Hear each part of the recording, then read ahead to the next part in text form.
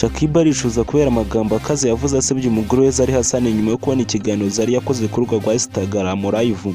Mu kiganiro Zari yakoze cyagarukaga ku magambo agaragaza ko ari utunze urugo, ko na Shakibu rurimo atarukwiye, kandi ko nta n'umugore azabona umeze nkawe.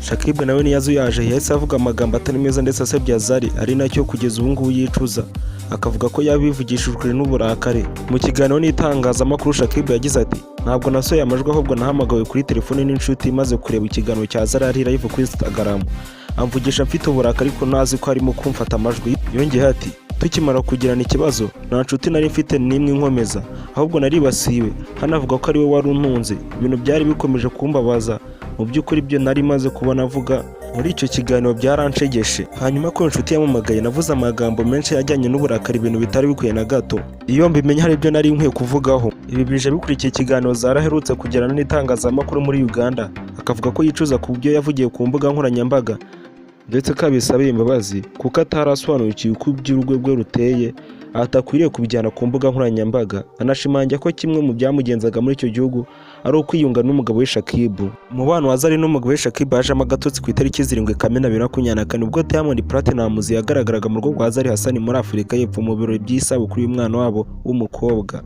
Ayo ni amagambo yagiye atangazwa n'aba ngaba ari we Zari Hassan na Shakibu. Urumva ko mu minsi ishije bitari bimeze neza, ariko ubu ngubu bakaba baje kwiyunga. Ngewe wakugezaga no update nitwa Jean Paul TV Show. Nimba ari ubwa mbere ugeze hano kuri uyu muyoboro ntugende udakanze subscribe kandi kuri iyo nzu tujye tubana buri munsi. Kandi nimba ukunda update nkwa ntukagende udakanze like. Ujye muri comment usige mu duti murabo dushimiye byimazeyo. Bye bye ndabakunda cyane. Iyi ni Jean Paul TV Show.